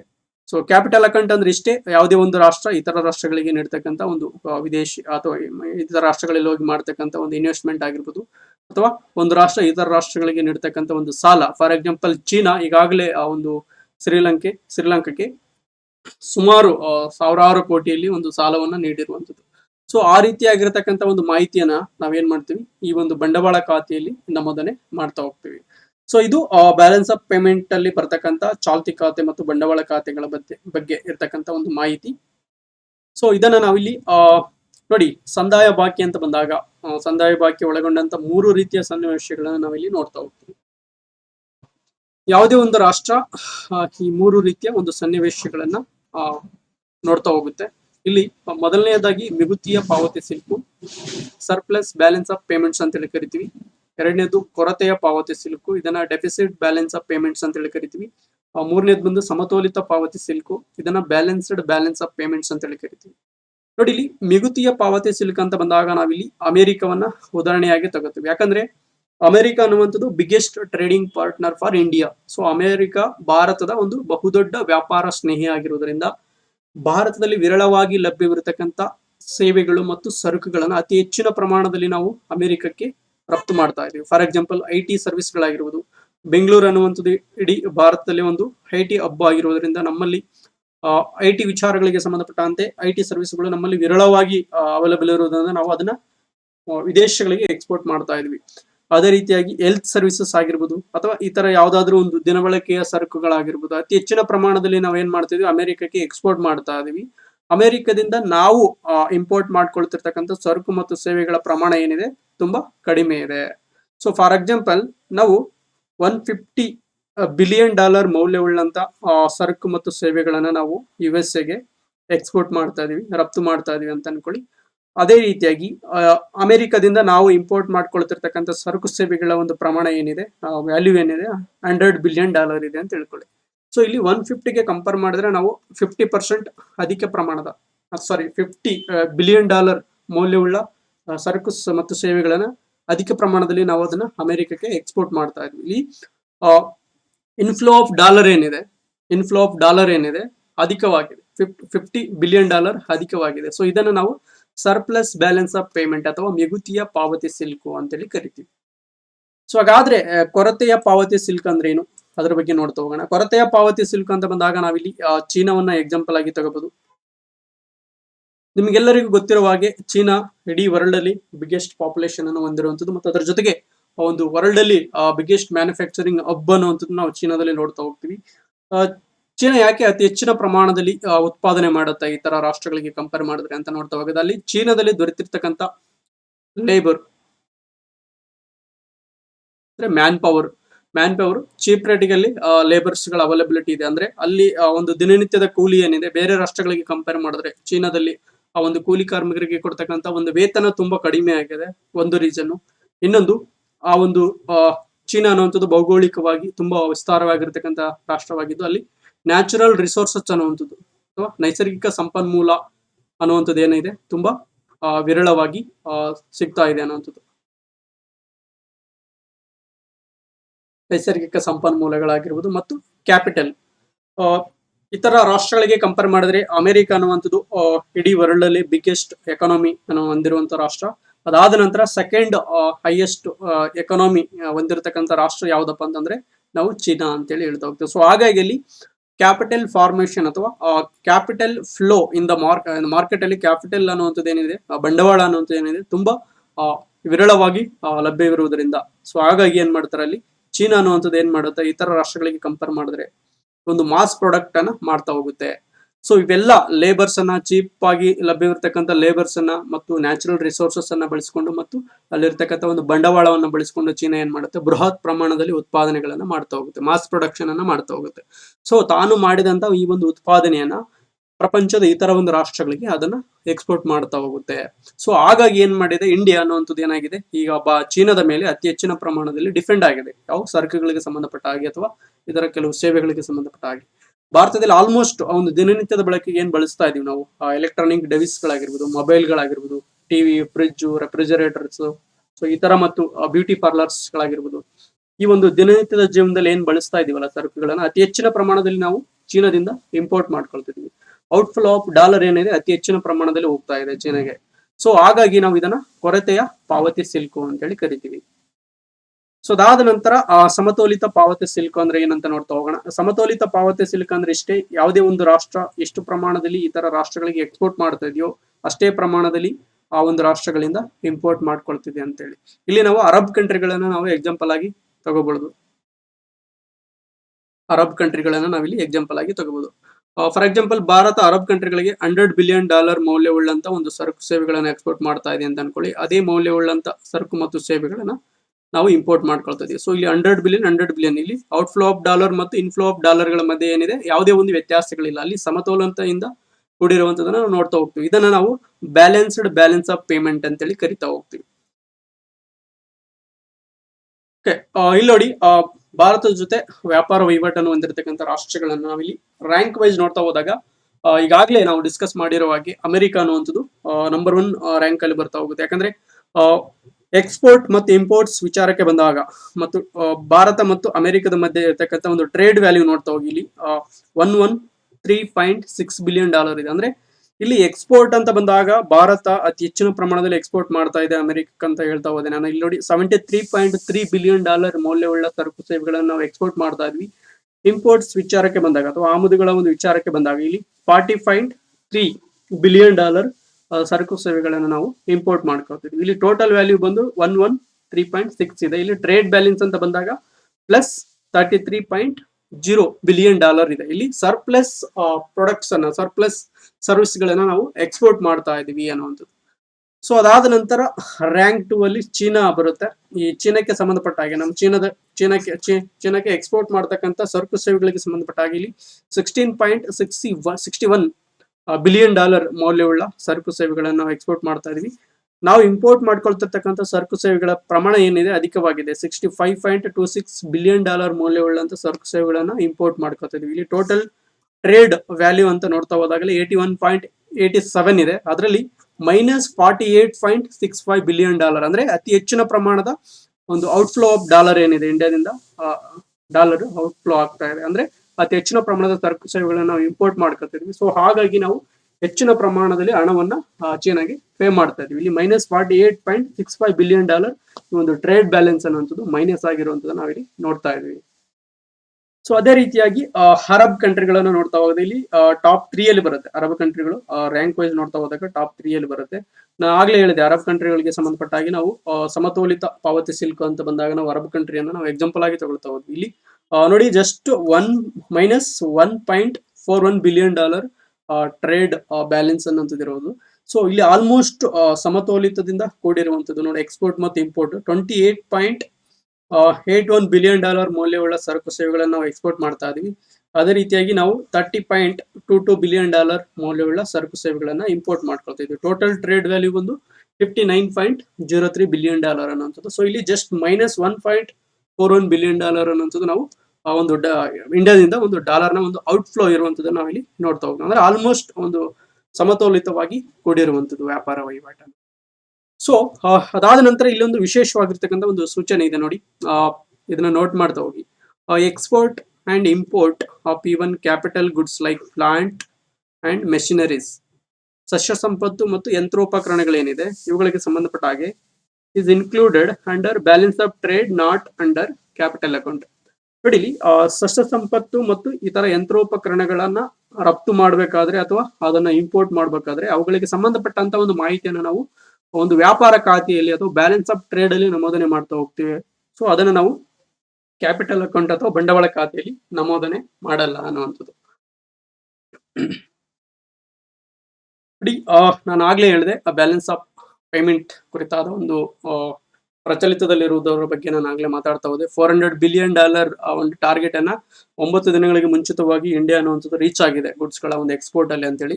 ಹಾಗಾದ್ರೆ ಒಂದು ಇಂಡಿಯಾದಲ್ಲಿ ಲಭ್ಯವಿರತಕ್ಕಂಥ ಒಂದು ಸರಕುಗಳಲ್ಲಿ ಒಂದು ಅಗ್ರಿಕಲ್ಚರ್ ಪ್ರೊಡಕ್ಷನ್ ಇದೆ. ಅದರಲ್ಲಿ ಹೆಚ್ಚಿನ ಪ್ರಮಾಣದಲ್ಲಿ ಎಕ್ಸ್ಪೋರ್ಟ್ ಆಗಿರತಕ್ಕಂಥ ಸರಕುಗಳು ಯಾವುವು ಅಂತ ನೋಡ್ತಾ ಹೋದಾಗ ಇಲ್ಲಿ ರೈಸ್ ಅನ್ನ ನಾವು ಅತಿ ಹೆಚ್ಚಿನ ಪ್ರಮಾಣದಲ್ಲಿ ಎಕ್ಸ್ಪೋರ್ಟ್ ಮಾಡ್ತಾ ಹೋಗಿದೀವಿ. ಅದೇ ರೀತಿಯಾಗಿ ಮ್ಯಾರಿನ್ ಪ್ರಾಡಕ್ಟ್ಸ್ ಏನಿದೆ, ಮೀನುಗಳನ್ನ ಅತಿ ಹೆಚ್ಚಿನ ಪ್ರಮಾಣದಲ್ಲಿ ಎಕ್ಸ್ಪೋರ್ಟ್ ಮಾಡ್ತಾ ಹೋಗಿವಿ. ವೀಟ್ ಅಥವಾ ಗೋಧಿಯನ್ನು ಹೆಚ್ಚಿನ ಪ್ರಮಾಣದಲ್ಲಿ ಎಕ್ಸ್ಪೋರ್ಟ್ ಮಾಡ್ತಾ ಹೋಗಿದೀವಿ. ಸ್ಪೈಸಿ ಐಟಮ್ಸ್ ಆಗಿರ್ಬೋದು ಮತ್ತು ಶುಗರ್. ಸೊ ಇವುಗಳನ್ನ ಅತಿ ಹೆಚ್ಚಿನ ಪ್ರಮಾಣದಲ್ಲಿ ನಾವು ಇತರ ರಾಷ್ಟ್ರಗಳಿಗೆ ಎಕ್ಸ್ಪೋರ್ಟ್ ಮಾಡಿದೀವಿ ಅಂತ ಇಲ್ಲಿ ನಾವು ನೋಡ್ತಾ ಹೋಗ್ತೀವಿ. ಅದೇ ರೀತಿಯಾಗಿ ಇವುಗಳಲ್ಲದೆ ಒಂದು ರಿಫೈನ್ಡ್ ಆಯಿಲ್ ಏನಿದೆ ನಾವು ಭಾರತದಲ್ಲಿ ಕ್ರೂಡ್ ಆಯಿಲ್ ಅನ್ನುವಂಥದ್ದು ಕಡಿಮೆ ಪ್ರಮಾಣದಲ್ಲಿ ಉತ್ಪಾದನೆ ಆಗುತ್ತೆ. ಸೊ ಹಂಗಾಗಿ ನಾವು ಹೆಚ್ಚಿನ ಪ್ರಮಾಣದ ಕ್ರೂಡ್ ಆಯಿಲ್ ಅನ್ನು ನಾವು ಇಂಪೋರ್ಟ್ ಮಾಡ್ಕೊತಿದ್ವಿ. ಇಲ್ಲಿ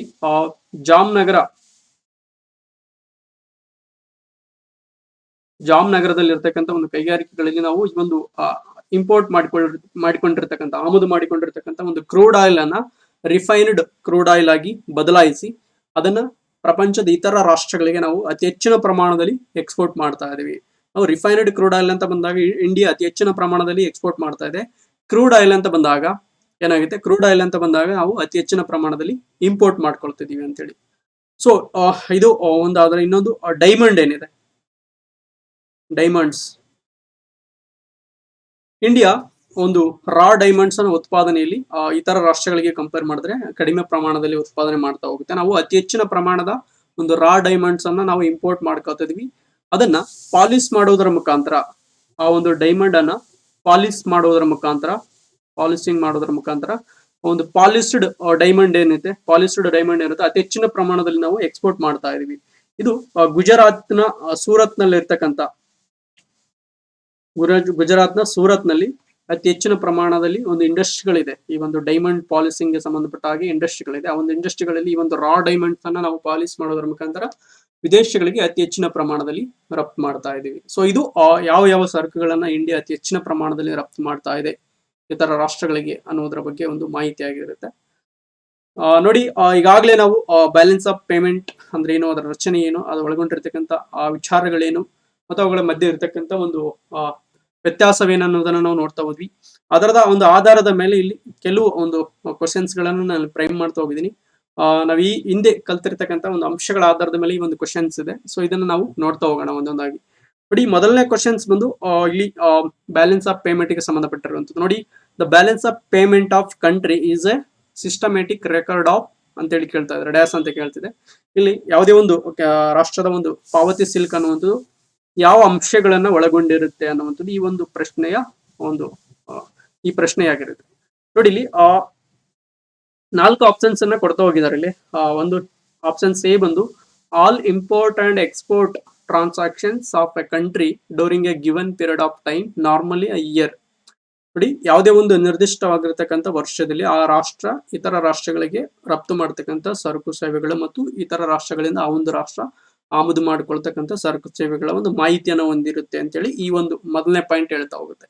ಎರಡನೇ ಪಾಯಿಂಟ್ ನೋಡ್ತಾ ಹೋಗೋಣ, ಆಪ್ಷನ್ಸ್ ಬಿ ಅನ್ನ ನೋಡ್ತಾ ಹೋಗೋಣ. ಇಲ್ಲಿ goods exported from A country during A year. ಇಲ್ಲಿ ಬರೀ ಒಂದು ವರ್ಷ, ಒಂದು ನಿಗದಿತ ವರ್ಷದ ಬಗ್ಗೆ ಹೇಳ್ತಾ ಇದೆ ಮತ್ತು ಇಲ್ಲಿ ಗುಡ್ಸ್ ಗಳ ಬಗ್ಗೆ ಮಾತ್ರ ಇಲ್ಲಿ ಹೇಳ್ತಾ ಇದೆ. ಗುಡ್ಸ್ ಅನ್ನ ಎಕ್ಸ್ಪೋರ್ಟ್ ಮಾಡ್ತಾ ಇದೆ ಒಂದು ಕಂಟ್ರಿ ಒಂದು ನಿಗದಿತ ವರ್ಷದಲ್ಲಿ ಅಂತ ಹೇಳಿ. ಸೊ ಇದು ಇನ್ಕಂಪ್ಲೀಟ್ ಸೆಂಟೆನ್ಸ್ ಆಗಿರೋದ್ರಿಂದ ಇದನ್ನ ನಾವು ಈಸಿಯಾಗಿ ಎಲಿಮಿನೇಟ್ ಮಾಡ್ತಾ ಹೋಗ್ಬೋದು. ನಾವಿಲ್ಲಿ ಗುಡ್ಸ್ ಮತ್ತು ಸರ್ವಿಸ್ ಅನ್ನ ನಾವು ಎಕ್ಸ್ಪೋರ್ಟ್ ಮಾಡ್ತಿದ್ವಿ ಒಂದು ಪರ್ಟಿಕ್ಯುಲರ್ ಇಯರ್ ಅಲ್ಲಿ. ಎಕ್ಸ್ಪೋರ್ಟ್ ಮತ್ತು ಇಂಪೋರ್ಟ್ ಎರಡರ ಬಗ್ಗೆ ಒಂದು ಮಾಹಿತಿ ಇರಬೇಕು. ಇಲ್ಲಿ ಬರೀ ಎಕ್ಸ್ಪೋರ್ಟ್ ಬಗ್ಗೆ ಹೇಳ್ತಿದೆ, ಬರೀ ಗುಡ್ಸ್ ಗಳ ಬಗ್ಗೆ ಹೇಳ್ತಿದೆ. ಸೊ ಹಾಗಾಗಿ ಇದು ಇನ್ಕಂಪ್ಲೀಟ್ ಸೆಂಟೆನ್ಸ್ ಆಗಿರೋದ್ರಿಂದ ಇದನ್ನ ನಾವು ಎಲಿಮಿನೇಟ್ ಮಾಡ್ತಾ ಹೋಗ್ಬೋದು. ಅದೇ ರೀತಿಯಾಗಿ ಆಪ್ಷನ್ ಸಿ ಅಂತ ನೋಡ್ತಾ ಹೋದಾಗ economic transactions between the government of one country to another country. So ಇದು ಸಹ ಒಂದು ಇನ್ಕಂಪ್ಲೀಟ್ ಒಂದು ಸೆಂಟೆನ್ಸ್ ಆಗಿದೆ. ಸೊ ಇದನ್ನು ನಾವು ಎಲಿಮಿನೇಟ್ ಮಾಡ್ತಾ ಹೋಗ್ಬೋದು. ಮತ್ತು capital movements from one country to another country. ಇಲ್ಲಿ ಬರೀ ಕ್ಯಾಪಿಟಲ್ ಗುಡ್ಸ್ ಗಳ ಬಗ್ಗೆ ಕುರಿತಾಗಿ ಹೇಳ್ತಾ ಹೋಗ್ತಾ ಇದೆ. ಇಲ್ಲಿ ಸರಕು ಮತ್ತು ಸೇವೆಗಳು, ಇಲ್ಲಿ ಕ್ಯಾಪಿಟಲ್ ಅಕೌಂಟ್ ಅನ್ನು ನಾವು ಮಾತ್ರ ನೋಡ್ತಾ ಹೋಗಲ್ಲ. ಬ್ಯಾಲೆನ್ಸ್ ಆಫ್ ಪೇಮೆಂಟ್ ಅಂತ ಬಂದಾಗ ಅದರ ಒಂದು ರಚನೆ ಯಾವ ರೀತಿಯಾಗಿ ಅಂತ ಬಂದಾಗ ಅಲ್ಲಿ ನಾವು 4 ರೀತಿಯಾದಂತಹ ಒಂದು ಖಾತೆಗಳನ್ನು ನೋಡ್ತಾ ಹೋಗ್ತೀವಿ ಅಂತ ಹೇಳಿದೆ. ಅದರಲ್ಲಿ ಮುಖ್ಯವಾಗಿ ಚಾಲ್ತಿ ಖಾತೆ ಮತ್ತು ಕ್ಯಾಪಿಟಲ್ ಖಾತೆ ಅಥವಾ ಬಂಡವಾಳ ಖಾತೆ ಅನ್ನುವಂಥದ್ದು. ಸೊ ಹಾಗಾಗಿ ಇಲ್ಲಿ ಒಂದು ಆಪ್ಷನ್ಸ್ ಎ ಅನ್ನುವಂಥದ್ದು ಈ ಒಂದು ಮೇಲಿನ ಒಂದು ಪ್ರಶ್ನೆಗೆ ಸರಿಯಾದ ಒಂದು ಉತ್ತರವಾಗಿರುತ್ತೆ. ಸೊ ಅದಾದ ನಂತರ ಕ್ವಶನ್ ನಂಬರ್ 2 ನೋಡಿ, ಇಲ್ಲಿ with reference to balance of payment which of the following constitutes the current account. ಪಾವತಿ ಸಲ್ಲಿಕೆಗೆ ಸಂಬಂಧಪಟ್ಟ ಹಾಗೆ ಈ ಒಂದು ಚಾಲ್ತಿ ಖಾತೆ ಅನ್ನುವಂಥದ್ದು ಈ ಕೆಳಗಿನ ಅಂಶಗಳಲ್ಲಿ ಯಾವುಗಳನ್ನ ಒಳಗೊಂಡಿದೆ ಅನ್ನುವಂಥದ್ದು, ಅಥವಾ ಈ ಕೆಳಗಿನ ಅಂಶಗಳಲ್ಲಿ ಯಾವ ಚಾಲ್ತಿ ಖಾತೆಗೆ ಸಂಬಂಧಪಟ್ಟಿರುವಂಥದ್ದು ಅಥವಾ ಕರೆಂಟ್ ಅಕೌಂಟ್ಗೆ ಸಂಬಂಧಪಟ್ಟಿರುವಂಥದ್ದು ಅನ್ನುವಂಥದ್ದು ಈ ಒಂದು ಕ್ವಶನ್ ಆಗಿರುತ್ತೆ. ನೋಡಿ, ಇಲ್ಲಿ ಆಪ್ಷನ್ಸ್ 1 ಬಂದು ಬ್ಯಾಲೆನ್ಸ್ ಆಫ್ ಟ್ರೇಡ್ ಅನ್ನುವಂಥದ್ದು, ಆಪ್ಷನ್ಸ್ 2 ಬಂದು ಫಾರಿನ್ ಅಸೆಟ್ಸ್ ಅನ್ನುವಂಥದ್ದು, 3 ಬಂದು ಬ್ಯಾಲೆನ್ಸ್ ಆಫ್ ಇನ್ವಿಸಿಬಲ್ಸ್ ಅಂತೇಳಿ, 4 ಬಂದು ಸ್ಪೆಷಲ್ ಡ್ರಾಯಿಂಗ್ ರೈಟ್ಸ್ ಅಂತೇಳಿ. ಇಲ್ಲಿ ಕರೆಂಟ್ ಅಕೌಂಟ್ ಮತ್ತು ಕ್ಯಾಪಿಟಲ್ ಅಕೌಂಟ್ ಅಂತ ಬಂದಾಗ ನಾವು ಇಲ್ಲಿ ಅವುಗಳ ಮಧ್ಯೆ ಇರತಕ್ಕಂಥ ವ್ಯತ್ಯಾಸವನ್ನ ನೋಡ್ತಾ ಹೋದ್ವಿ. ಇಲ್ಲಿ ಬ್ಯಾಲೆನ್ಸ್ ಆಫ್ ಟ್ರೇಡ್ ಅಥವಾ ಬ್ಯಾಲೆನ್ಸ್ ಆಫ್ ಟ್ರೇಡ್ ಅನ್ನುವಂಥದ್ದು ಏನ್ ಮಾಡುತ್ತೆ, ಇಲ್ಲಿ ಕರೆಂಟ್ ಅಕೌಂಟ್ ಅಲ್ಲಿ ಬರುತ್ತೆ, ಅಂದ್ರೆ ವ್ಯಾಪಾರ ಖಾತೆ ಅನ್ನುವಂಥದ್ದು. ಸೊ ಅದು ಈ ಒಂದು ಕರೆಂಟ್ ಅಕೌಂಟ್ ಅಲ್ಲಿ ಬರ್ತಕ್ಕಂಥ ಅಂಶ ಆಗಿರುತ್ತೆ. ಫಾರಿನ್ ಅಸೆಟ್ಸ್ ಅಂತ ಬಂದಾಗ ಇಲ್ಲಿ ನಾವು ಕ್ಯಾಪಿಟಲ್ ಅಕೌಂಟ್ ಅಂತ ನೋಡ್ತಾ ಹೋಗ್ತೀವಿ. ಯಾಕಂದ್ರೆ ಇಲ್ಲಿ ಅಸೆಟ್ಸ್ ಅಥವಾ ಸಂಪತ್ತು ಸಂಬಂಧಪಟ್ಟ ಹಾಗೆ ಕ್ಯಾಪಿಟಲ್ಸ್ ಗಳಿಗೆ ಸಂಬಂಧಪಟ್ಟ ಹಾಗೆ ನಾವು ಕ್ಯಾಪಿಟಲ್ ಅಕೌಂಟ್ ಅಲ್ಲಿ ಅದನ್ನ ದಾಖಲೆ ಮಾಡ್ತಾ ಹೋಗ್ತೀವಿ. ಇದನ್ನ ನಾವು ಇಲ್ಲಿ ಎಲಿಮಿನೇಟ್ ಮಾಡ್ತಾ ಹೋಗ್ಬೋದು. ಬ್ಯಾಲೆನ್ಸ್ ಆಫ್ ಇನ್ವಿಸಿಬಲ್ಸ್ ಅಂದ್ರೆ ಕರೆಂಟ್ ಅಕೌಂಟ್ ಅನ್ನುವಂಥದ್ದು ವಿಸಿಬಲ್ ಮತ್ತು ಇನ್ವಿಸಿಬಲ್ ಎರಡು ರೀತಿಯ ಸರಕು ಸೇವೆಗಳನ್ನ ಒಳಗೊಂಡಿರ್ತಕ್ಕಂಥ ಒಂದು ದತ್ತಾಂಶಗಳ ಪಟ್ಟಿ ಆಗಿರುತ್ತೆ. ಸೊ ಹಾಗಾಗಿ ಬ್ಯಾಲೆನ್ಸ್ ಆಫ್ ಇನ್ವಿಸಿಬಲ್ ಅನ್ನುವಂಥದ್ದು ಸಹ ಕರೆಂಟ್ ಅಕೌಂಟ್ ಅಡಿಯಲ್ಲಿ ಬರುತ್ತೆ. ಸ್ಪೆಷಲ್ ಡ್ರಾಯಿಂಗ್ ರೈಟ್ಸ್ ಅನ್ನುವಂಥದ್ದು ಇದು ಕ್ಯಾಪಿಟಲ್ ಅಕೌಂಟ್ ಅಲ್ಲಿ ಬರುತ್ತೆ. ಅದು ಕ್ಯಾಪಿಟಲ್ ಅಕೌಂಟ್ ಅಲ್ಲಿ ಬರುತ್ತೆ. ಸೊ ಇಲ್ಲಿ ಆಪ್ಷನ್ಸ್ 1 ಮತ್ತು 3 ಅನ್ನುವಂಥದ್ದು ಈ ಒಂದು ಸರಿಯಾದ ಉತ್ತರವಾಗಿರುತ್ತೆ. ಇಲ್ಲಿ ನೋಡಿ, select the correct answer using the codes given below ಅಂತ ಹೇಳಿದೆ. ಇಲ್ಲಿ ಸಿ ಅನ್ನುವಂಥದ್ದು ಈ ಒಂದು ಪ್ರಶ್ನೆಗೆ ಸರಿಯಾದ ಉತ್ತರವಾಗಿರುತ್ತೆ. ಬ್ಯಾಲೆನ್ಸ್ ಆಫ್ ಟ್ರೇಡ್ ಅನ್ನುವಂಥದ್ದು ಮತ್ತು ಬ್ಯಾಲೆನ್ಸ್ ಆಫ್ ಇನ್ವಿಸಿಬಲ್ಸ್ ಅನ್ನುವಂಥದ್ದು ಕರೆಂಟ್ ಅಕೌಂಟ್ ಅಲ್ಲಿ ಬರ್ತಕ್ಕಂಥ ಒಂದು ಅಂಶಗಳಲ್ಲಿ ಒಂದಾಗಿರುವಂಥದ್ದು. ಸೊ ಇದು ಕ್ವಶನ್ 2ಗೆ ಸಂಬಂಧಪಟ್ಟಂತ ಒಂದು ಉತ್ತರವಾಗಿತ್ತು. ಸೊ ಹಾಗಾದ್ರೆ ಇಲ್ಲಿ 3ನೇ ಪ್ರಶ್ನೆ ಏನಿದೆ ಅನ್ನೋದನ್ನ ನಾವು ನೋಡ್ತಾ ಹೋಗೋಣ. Which of the following constitutes capital account ಅನ್ನುವಂಥದ್ದು. ಬಟ್ ಇಲ್ಲಿ ನಾವು ಕರೆಂಟ್ ಅಕೌಂಟ್ಗಳ ಬಗ್ಗೆ ನೋಡ್ತಾ ಹೋದ್ವಿ. ಕರೆಂಟ್ ಅಕೌಂಟ್ ಅನ್ನುವಂಥದ್ದು ಯಾವ ಅಂಶಗಳನ್ನು ಒಳಗೊಂಡಿರುತ್ತೆ ಅಂತ ನೋಡ್ತಾ ಹೋದ್ವಿ. ಅದೇ ರೀತಿಯಾಗಿ ಇಲ್ಲಿ ಕ್ಯಾಪಿಟಲ್ ಅಕೌಂಟ್ ಅನ್ನುವಂಥದ್ದು ಯಾವ ಅಂಶಗಳನ್ನು ಒಳಗೊಂಡಿದೆ ಅಥವಾ ಈ ಕೆಳಗಿನವುಗಳಲ್ಲಿ ಯಾವ ಕ್ಯಾಪಿಟಲ್ ಅಕೌಂಟ್ ಅಂಡರ್ ಅಲ್ಲಿ ಬರುತ್ತೆ ಅಥವಾ ಯಾವುಗಳನ್ನ ಈ ಕ್ಯಾಪಿಟಲ್ ಅಕೌಂಟ್ ಅಂಡರ್ ಅಲ್ಲಿ ನಾವು ಮೆನ್ಷನ್ ಮಾಡ್ತಾ ಹೋಗ್ತೀವಿ ಅನ್ನುವಂಥದ್ದು ಈ ಒಂದು ಪ್ರಶ್ನೆ ಆಗಿರುತ್ತೆ. ನೋಡಿ ಇಲ್ಲಿ ಎರಡನೇ ಕ್ವಶನ್ ತರ ಇಲ್ಲೂ ಸಹ ಒಂದು 4 ಆಪ್ಷನ್ಸ್ ಇದೆ ನಮಗೆ. ಆಪ್ಷನ್ಸ್ ಒಂದು ಬಂದು ಫಾರಿನ್ ಲೋನ್ ಅಂತಿದೆ. ಇದು ರೈಟ್ ಆಗಿದೆ. ಯಾಕಂದ್ರೆ ನಾವು ಕ್ಯಾಪಿಟಲ್ ಅಕೌಂಟ್ ಅಂತ ಬಂದಾಗ ಅಲ್ಲಿ ಲೋನ್ಗಳ ಬಗ್ಗೆ ಮಾತಾಡ್ತಾ ಹೋದ್ವಿ, ಸಾಲಗಳ ಬಗ್ಗೆ ಮಾತಾಡ್ತಾ ಹೋದ್ವಿ. ಇತರ ಒಂದು ರಾಷ್ಟ್ರದ ಒಂದು ಕೇಂದ್ರ ಬ್ಯಾಂಕ್ ಏನಿರುತ್ತೆ ಇತರ ರಾಷ್ಟ್ರಗಳಿಗೆ ಕೊಡ್ತಕ್ಕಂಥ ಒಂದು ಬ್ಯಾಂಕ್ಗಳ ಬಂಡವಾಳ ಅಥವಾ ಲೋನ್ ಏನಿದೆ ಅದನ್ನ ನಾವು ಕ್ಯಾಪಿಟಲ್ ಅಕೌಂಟ್ ಅಲ್ಲಿ ನೋಡ್ತಾ ಹೋಗ್ತೀವಿ. ಅದೇ ರೀತಿಯಾಗಿ ಒಂದು ಫಾರಿನ್ ಡೈರೆಕ್ಟ್ ಇನ್ವೆಸ್ಟ್ಮೆಂಟ್ ಆಗಿರ್ಬೋದು. ನೋಡಿ, ಫಾರಿನ್ ಡೈರೆಕ್ಟ್ ಇನ್ವೆಸ್ಟ್ಮೆಂಟ್ ಅನ್ನುವಂಥದ್ದು ಸಹ ನಾವು ಬಂಡವಾಳ ಖಾತೆಯಲ್ಲಿ ನೋಡ್ತಾ ಹೋದ್ವಿ. ಪ್ರೈವೇಟ್ ರೆಮಿಟೆನ್ಸಸ್ ಅನ್ನುವಂಥದ್ದು ಇದು ಬಂಡವಾಳ ಖಾತೆಯಲ್ಲಿ ಬರುವುದಿಲ್ಲ. ಇದು ಒಂದು ವರ್ಗಾವಣಾ ಪಾವತಿಗಳೇನಿದೆ ಸೊ ಅದರಲ್ಲಿ ಈ ಒಂದು ಪ್ರೈವೇಟ್ ರೆಮಿಟೆನ್ಸಸ್ ನಾವು ನೋಡ್ತಾ ಹೋಗ್ತೀವಿ. ಸೊ ಇಲ್ಲಿ ಪೋರ್ಟ್ಫೋಲಿಯೋ ಇನ್ವೆಸ್ಟ್ಮೆಂಟ್ ಅನ್ನುವಂಥದ್ದು ಸಹ ಇಲ್ಲಿ ಕ್ಯಾಪಿಟಲ್ ಅಕೌಂಟ್ ಅಲ್ಲಿ ನೋಡ್ತಾ ಹೋಗ್ತೀವಿ. ಸೊ ಇಲ್ಲಿ ಆಪ್ಷನ್ಸ್ 3 ಅನ್ನುವಂಥದ್ದು ತಪ್ಪಾಗಿರುತ್ತೆ. ಆಪ್ಷನ್ಸ್ 1, 2 ಮತ್ತು 4 ಅನ್ನುವಂಥದ್ದು ಈ ಒಂದು ಮೇಲಿನ ಒಂದು ಪ್ರಶ್ನೆಗೆ ಸರಿಯಾದಾಗಿರ್ತಕ್ಕಂಥ ಒಂದು ಉತ್ತರವಾಗಿರುತ್ತೆ. ನೋಡಿ, select the correct answer using the code given below ಅಂತಿದೆ. ಇಲ್ಲಿ ನೋಡಿ, ಇಲ್ಲಿ ಆಪ್ಷನ್ಸ್ 1, 2 ಮತ್ತು 4 ಅನ್ನುವಂಥದ್ದು ಆಪ್ಷನ್ಸ್ ಬಿ. ಇಲ್ಲಿ ಆಪ್ಷನ್ಸ್ ಬಿ ಅನ್ನುವಂಥದ್ದು ಈ ಒಂದು ಕ್ವಶನ್ಗೆ ಒಂದು ಸರಿಯಾದ ಉತ್ತರವಾಗಿರುತ್ತೆ. ಓಕೆ ಸ್ನೇಹಿತರೆ, ಇದು ಒಂದು ಇವತ್ತಿನ ಒಂದು ತರಗತಿಯಾಗಿತ್ತು. ಇದರಲ್ಲಿ ಏನಾದ್ರೂ ಕೆಲವೊಂದು ಮಿಸ್ಟೇಕ್ಸ್ ಇದ್ರೆ ಅಥವಾ ಕೆಲವೊಂದು ಕಾನ್ಸೆಪ್ಟ್ಗಳು ಅರ್ಥ ಆಗದೆ ಇದ್ರೆ ಅದನ್ನ ಕೆಳಗೆ ಫೀಡ್ಬ್ಯಾಕ್ ಗಳ ಮುಖಾಂತರ ತಿಳಿಸ್ತಾ ಹೋಗಿ. ದಯವಿಟ್ಟು ಈ ಒಂದು ವಿಡಿಯೋ ನಿಮಗೆ ಲೈಕ್ ಆಗಿದ್ರೆ ಅದನ್ನ ಲೈಕ್ ಮಾಡ್ತಾ ಹೋಗಿ. ಮತ್ತೆ ಏನಾದ್ರೂ ಒಂದು ಫೀಡ್ಬ್ಯಾಕ್ ಅನ್ನ ತಿಳಿಸುವುದಾದ್ರೆ ಕೆಳಗೆ ಕಾಮೆಂಟ್ ಗಳ ಮುಖಾಂತರ ತಿಳಿಸ್ತಾ ಹೋಗಿ. ಇದೇ ರೀತಿಯಾಗಿರ್ತಕ್ಕಂಥ ಮುಖ್ಯವಾಗಿರ್ತಕ್ಕಂಥ ಟಾಪಿಕ್ ಗಳನ್ನ ಇಟ್ಕೊಂಡು ನಾನು ಮುಂದಿನ ಒಂದು ವಿಡಿಯೋದಲ್ಲಿ ಡಿಸ್ಕಸ್ ಮಾಡ್ತಾ ಹೋಗ್ತೇನೆ. ಮತ್ತೊಮ್ಮೆ ಯಾರು ಈ ಒಂದು ಚಾನೆಲ್ ಅಲ್ಲಿ ಹೊಸದಾಗಿ ವಿಸಿಟ್ ಕೊಟ್ಟಿದ್ದೀರಾ ಆ ಒಂದು ಚಾನೆಲ್ ಅನ್ನ ಸಬ್ಸ್ಕ್ರೈಬ್ ಆಗಿ ಮತ್ತು ಇದರ ಒಂದು ಲಿಂಕ್ ಅನ್ನ ನಿಮ್ಮ ಫ್ರೆಂಡ್ಸ್ ಜೊತೆ ಶೇರ್ ಮಾಡ್ತಾ ಹೋಗಿ. ಮುಂದಿನ ಒಂದು ತರಗತಿಯಲ್ಲಿ ಮತ್ತೆ ಭೇಟಿ ಆಗೋಣ. ತಮಗೆಲ್ಲರಿಗೂ ತುಂಬ ಹೃದಯದ ಒಂದು ಧನ್ಯವಾದಗಳನ್ನು ಹೇಳ್ತಾ ನನ್ನ ಈ ಒಂದು ತರಗತಿಯನ್ನ ಮುಗಿಸ್ತೇನೆ. Thank you. ಬಾಯ್.